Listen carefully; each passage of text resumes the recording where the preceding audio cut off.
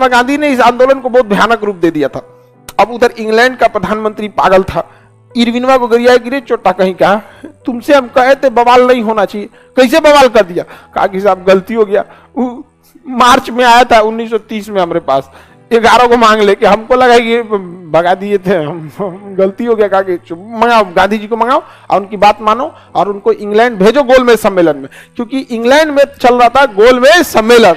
पहला गोलमेज सम्मेलन हुआ था 1930, पहला हुआ था 1930 और 30 में इंग्लैंड के प्रधानमंत्री जो थे रैमजे मैकडोनाल्ड, गोलमेज बनाए थे, खूब बढ़िया राउंड टेबल, ऐसे टेबल था, राउंड टेबल।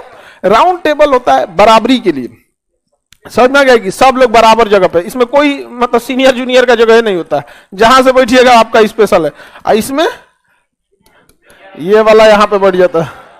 तो इन्होंने क्या बनाया था? राउंड टेबल समिट, गोलमेज सम्मेलन 1930। प्रथम गोलमेज सम्मेलन कब हुआ था? 1930।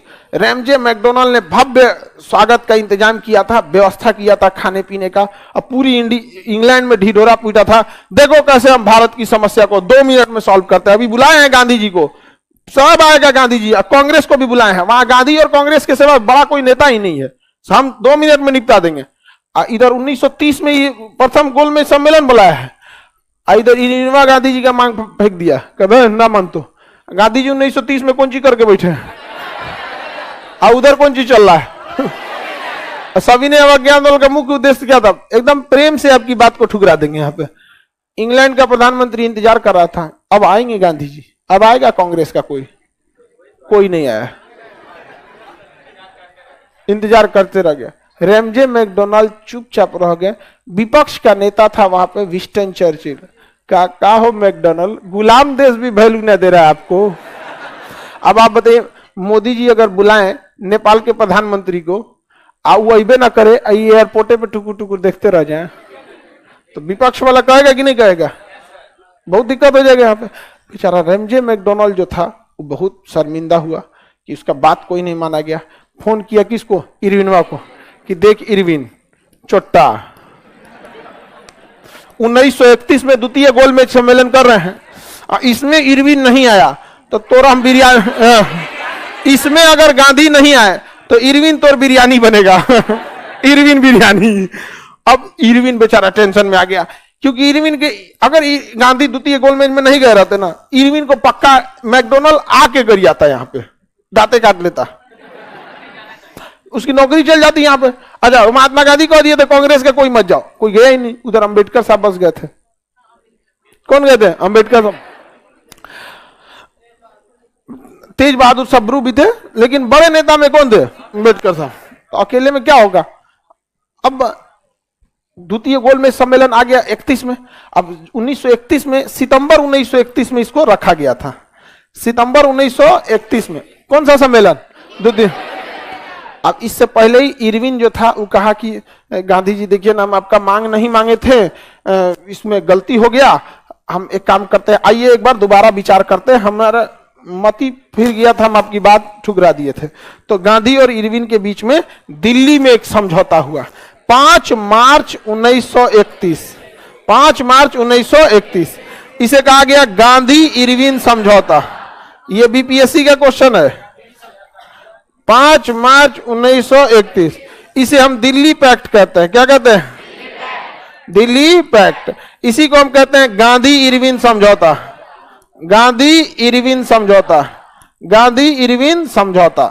इस समझौते में गांधी जी अपर हैंड पे थे, क्योंकि गांधी जी को पता था। लेकिन हम ना आपको बता रहे हैं कि इरविन पर इतना दबाव था। अंग्रेज इतना बेवकूफ होगा क्या कि इरविन पर दबाव बता के किया होगा? नहीं करेगा आदमी। यहाँ पर यहाँ आदमी नॉर्मल बिजनेस करता है, कभी कभी किसी को जमीन खरीदना होता है तो उसको चाहिए, लेकिन कहता है मन ना है अब यहाँ पर, बाद में लेंगे, ताकि उसका भाव गिर जाए। अभी ना हम आपको पूरा बात बता दे रहे कि मैकडोनाल्ड का क्या क्या, क्योंकि बीती हुई घटना है। लेकिन जब चल रहा होगा तो आपको थोड़ी पता। अभी रूस का राष्ट्रपति पुतिन क्या चाहते हैं ये हम लोग को खुल के थोड़े बताने वाला। समझ में आ रहा है कि नहीं आ रहा?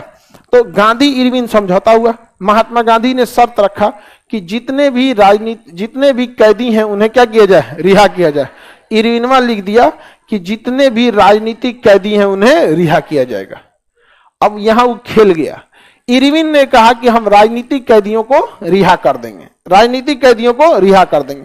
और आपको क्या करना पड़ेगा, सविनय अवज्ञा आंदोलन को कैंसिल करना पड़ेगा, फिलहाल के लिए कुछ देर के लिए सस्पेंड करना पड़ेगा, दोबारा बने मन हद चालू कर लीजिए, लेकिन आप चले जाइए द्वितीय गोलमेज सम्मेलन में।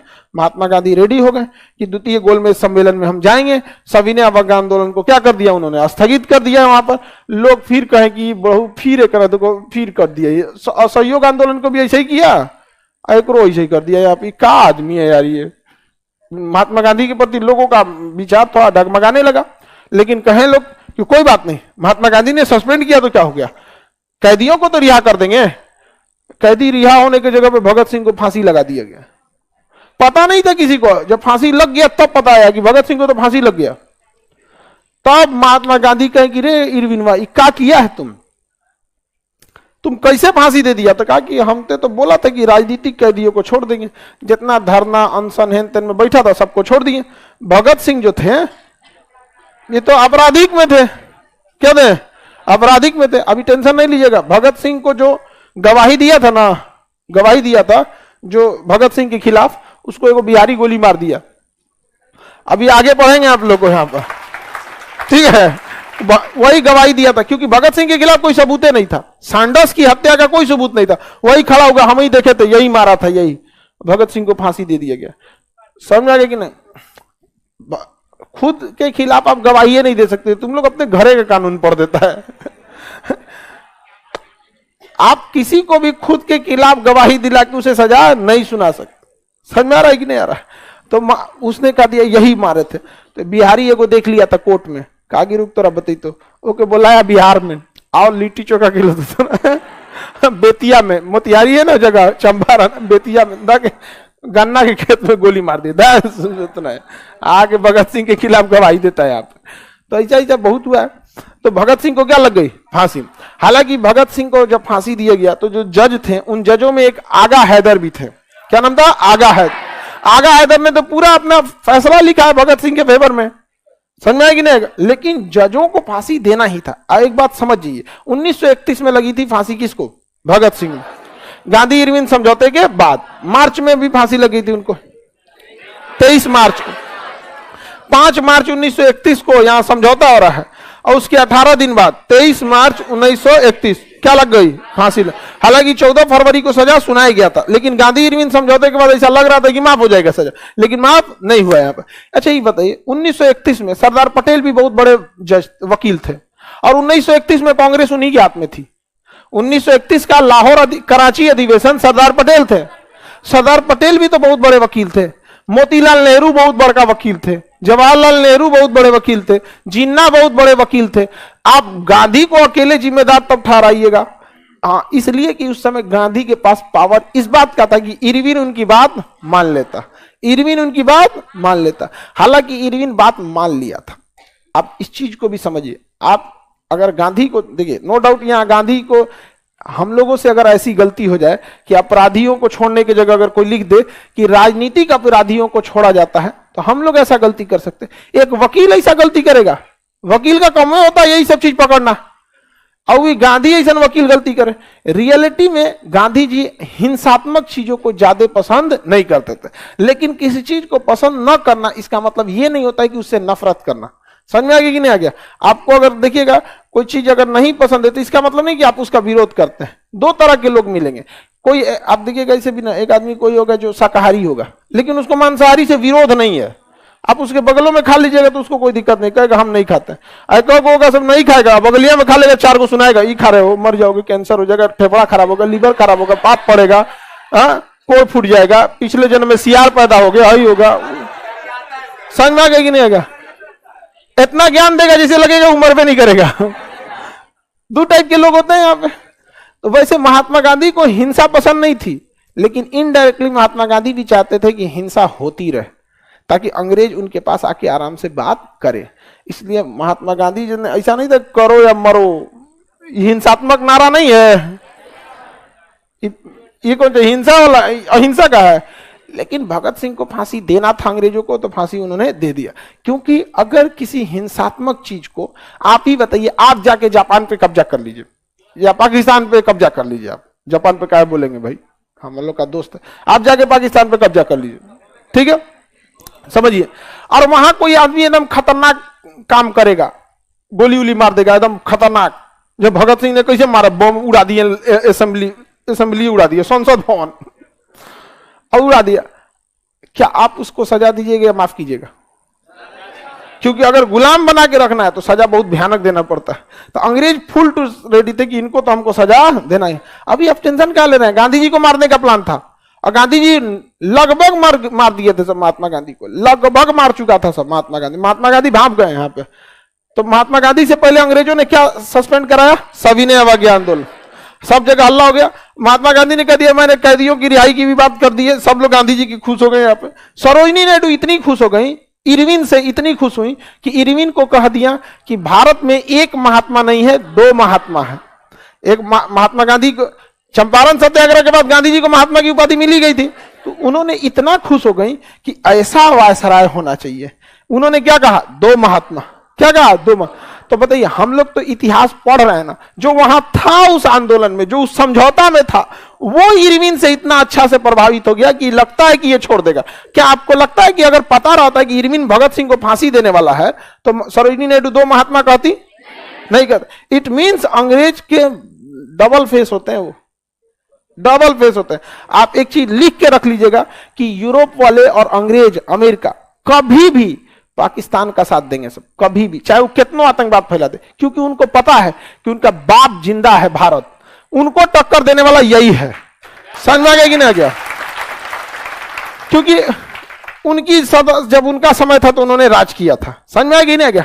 लेकिन अब पूरी दुनिया में डोमिनेट करेगा कौन?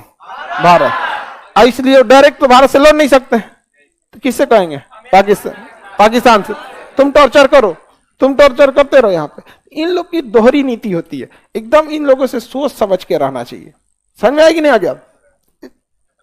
खतरनाक आदमी। अच्छा, हम जब इस चीजों को समझाते हैं तो हमको कुछ जो राजदूत वगैरह होते हैं समझना, वो कहते हैं सर आप ऐसा बात बोलते हैं, हम लोगों को जवाब देना पड़ जाता है। तो कह दीजिएगा कि हम थोड़े बोले हैं, खान सर बोले हैं, जवाब कौन चीज देना? आपका हम रिश्तेदार हैं, हलदार? अरे भाई, आप म्याऊं म्याऊं करके जवाब देंगे? हमको पढ़ाना है, पूरे देश के लोगों का माइंडसेट हमको सेट करना है कि आप किसके प्रति हैं, किसके प्रति नहीं हैं। आप अपना काम कीजिए, हम सिखाने आए कि आप अपने ऑफिस में बैठ के क्या कर रहे हैं। आप हमारे क्लासरूम में झांक लेते हैं, हम क्या पढ़ा रहे हैं। समझ में आया कि नहीं गया? हमारा काम है देश बदलना। आपको एगो डिपार्टमेंट दिख रहा है, हमको पूरा देश दिख रहा है, अंतर होता है। किसी को आगे बढ़िए, किसी को कोई दिक्कत नहीं है? देखो सर, अभी तक गोडसे नहीं आया, वो इंतजार कर रहा है गोडसे का इंतजार कर रहा है गोडसे का। अभी आपको ना जब रियलिटी पढ़ेंगे ना तो आपको धर्म से थोड़ी सी दूरी बन जाएगी, ठीक है? रियलिटी धीरे धीरे पढ़ते चलिए। 1948 आने दीजिए, आते आते आपको ना धर्म से थोड़ा सा लगेगा यार, ये तो धर्म वरम कुछ खास चीज नहीं है, थोड़ा सा पीछे हट जाना चाहिए। आराम से भी समझते चलिए। यहां तो समझ में आ गया। अब महात्मा गांधी फांसी दे दिया गया, उसके 4 महीना बाद, 5 महीना बाद, सितंबर 1931। अब महात्मा गांधी तो सस्पेंड कर चुके थे सविनय अवज्ञा आंदोलन। अब भगत सिंह को फांसी लग चुकी थी। अब महात्मा गांधी कोने मुंह से करते कि दोबारा आंदोलन चालू करो, लोग गरिया देते महात्मा गांधी को। अब महात्मा गांधी को उस समय अंग्रेजों ने सेफ्टी दिया था, पुलिस गार्ड। सोचिए महात्मा गांधी का कितना विरोध हुआ था कि महात्मा गांधी को गार्ड देना पड़ा था कि अरे भैया भगत सिंह के गुस्सा इन पे मत उतार दो। समझ में? क्योंकि भगत सिंह को फांसी दी गई थी अंग्रेजों की वजह से। अब गुस्सा अगर गांधी जी पे उतर जाता तो गांधी जी की का गुस्सा उतार देता सब अंग्रेजों पे कि सब के पीछे यही है, सब यही सब, मारो ही नहीं सबको यहाँ पर। तो अंग्रेजी सब चाहते नहीं थे सब। क्यों? क्योंकि द्वितीय विश्व युद्ध के बादल मंडरा रहे थे। ऐसे भारत वालों को तो उन्होंने कभी ध्यान ही नहीं दिया। उनको कहा यार इनको तो कभी देख लेंगे हम लोग। समझ आए कि नहीं? द्वितीय विश्व युद्ध बहुत बड़ा कारण बना हम लोग के आजादी में, बहुत बड़ा द्वितीय विश्व युद्ध वहां पर। तो अंग्रेजों ने, हम महात्मा गांधी कहां गए? द्वितीय गोलमेज सम्मेलन में इंग्लैंड गए। द्वितीय गोलमेज सम्मेलन में कहां पहुंचे?